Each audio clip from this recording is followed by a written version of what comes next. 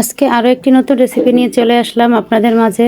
রেসিপিটি দেখার জন্য ওয়েলকাম জানাচ্ছি সবাইকে। আজকে রেসিপিটি হচ্ছে ছোট চাপিলা মাছ দিয়ে সিম আলু দিয়ে এত মজার রান্নাটা যেভাবে করি আমি, অনেক মজা লাগে এভাবে রান্না করলে। গরম গরম ভাতের সাথে অনেক মজা লাগে। তো সেই রেসিপিটাই সবার সাথে আমি শেয়ার করতেছি। তো এখানে আমি মাছটা ভালো মতো কেটে ধুয়ে নিয়েছি, আর এখানে সিমের বিচি অল্প পরিমাণে নিয়েছি, আর হচ্ছে একটা আলু আমি একটু লম্বা লম্বা স্লাইস করে কেটে নিয়েছি, আর হচ্ছে পেঁয়াজ কুচিয়ে নিয়েছি। গুঁড়া মাছ সবসময় মাখিয়ে রান্না করি, তো আজকে একটু অন্যভাবে আমি কষিয়ে রান্না করব। এই জন্য আমি কড়াইতে তেলটা দিয়ে দিচ্ছি পরিমাণ মতো। একটু অন্যভাবে রান্না করে কষিয়ে রান্না করব আজকে। আমি প্রায় সময় মাখিয়ে রান্না করি, সেটাও কিন্তু অনেক মজা লাগে খেতে। কিন্তু আজকে একটু আমি পেঁয়াজটা ভেজে তারপর মানে মশলা কষিয়ে তারপর রান্না করব। তো আমি এখানে পেঁয়াজটা ভেজে নিয়েছি একটু অল্প পরিমাণ। হালকা ভাজার পরে আমি এখানে 1 চামচ করে হচ্ছে গুঁড়া মশলাটা দিয়ে দিচ্ছি আর কি, হলুদের গুঁড়া, মরিচের গুঁড়া, আর আধা চামচ দিয়েছি এখানে আমি একটু রসুন বাটা। তো দিয়ে আমি একটু ভালো মতো তেলের ভিতরে একটু কষিয়ে নিচ্ছি। আর এখানে একটা টিপস হচ্ছে, হলুদের গন্ধ অনেকের থেকে যায় তরকারিতে। তো ওইটার কারণে করবেন কি, আপনারা তেলের ভিতরে একটু হলুদটা যদি আগে দেন, তেলের ভিতরে একটু ভেজে নেওয়ার পরে পানিটা দিলে না, হলুদের ওরকম একটা আলাদা যে একটা গন্ধ থাকে, ওই গন্ধটা থাকে না, সুন্দর একটা কালার আসে। তো এই টিপসটা অবশ্যই ফলো করতে পারেন। আর এখানে আমি জিরার গুঁড়োটা দিয়ে দিচ্ছি, দিয়ে আমি একটু ভালো মতো পানি দিয়ে তারপরে কষিয়ে নিচ্ছি। আর এখানে লবণ পরিমাণ মতো দিয়ে দিচ্ছি। তো এগুলি আমি আস্তে আস্তে সুন্দর মতো সবগুলি কষিয়ে নেব। আর মশলা একটু কষালে কিন্তু সব কিছুরই একটু টেস্টটা ভালো আসে। তরকারি বা সবজি যে কোনো জিনিসই মশলা কষালে কিন্তু অনেক ভালো লাগে খেতে।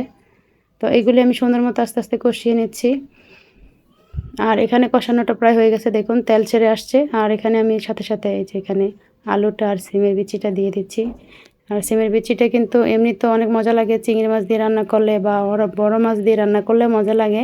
তো আজকে আমি চাপিলার গুঁড়াটা দিয়ে রান্না করতেছি। আমি আরও রান্না করেছি, আমার কাছে অনেক ভালো লেগেছে। তো আমি ভেবেছি যে এই রেসিপিটা শেয়ার করি, অনেকের উপকারও আসতে পারে। তো এখানে দিয়ে আমি ঢাকা দিয়ে ঢেকে রাখলাম একটু কষানোর জন্য। তো এখানে উঠানোর পরে আমি 2-3 সেকেন্ডের মতো একটু ঢাকা দিয়ে ঢেকে একটু কষিয়ে নিয়েছিলাম। তো এখানে আমি কষানোর পরে এখানে আর কি পরিমাণ মতো পানিটা দিয়ে দেবো। দিয়ে তারপর কিন্তু আমি মাছটা উপরে আস্তে করে দেবো, যেহেতু আমি মাছটা ভাজি না, এটা ছোটো মাছ, এটা ভাজার প্রয়োজন হয় না। আর একটু বড়ো সাইজ হলে তাইলে কিন্তু ভাজা যেত বা ভাজলে ভালো লাগতো। এটা কিন্তু বেশি ছোট, এই জন্য আমি এটা এভাবে কষিয়ে রান্না করেছি।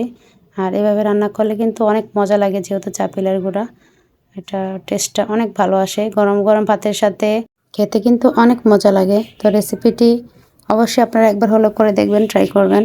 আর এতদূর পর্যন্ত যারা এসে আমার ভিডিওর সাথে আছেন, আমার ভিডিওতে লাইক দিতে ভুলে গেছেন, অবশ্যই মনে করে একটা লাইক দিয়ে যাবেন। আর নতুন হলে অবশ্যই চ্যানেলটিকে সাবস্ক্রাইব করে আমার চ্যানেলের পাশে থাকবেন এবং কমেন্ট রেখে যাবেন। আমি কমেন্ট ধরে যেন আপনার পরিবারে যেতে পারি, আপনাকে সাপোর্ট করতে পারি।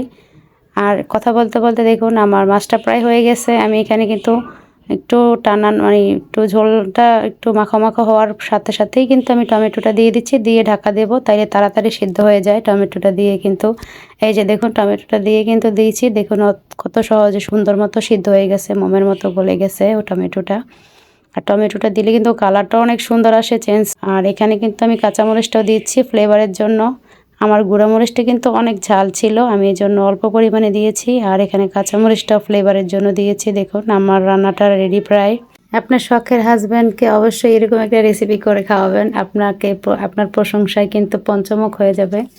দেখুন আমি কথা বলতে বলতে আমার রেসিপিটি রান্নাটা রেডি হয়ে গেছে। আমি সুন্দর মতো একটু মাখো মাখো হওয়ার পরে কিন্তু আমি এখানে এটা উঠিয়ে নেব। আর কাঁচামরিচটাও দেখুন ফ্লেভার, কালারটাও কিন্তু অনেক সুন্দর হয়েছে, অনেক লোভনীয় লাগছে। তো এখানে আমি সুন্দর মতো পরিবেশন করতেছি, একটা বাটিতে উঠিয়ে নিচ্ছি। এখানে সিমের বিচি, আলু এবং মাছ তিনটাই কিন্তু অল্প সময় হয়ে যায়, বেশি একটা জাল দেওয়া লাগে না।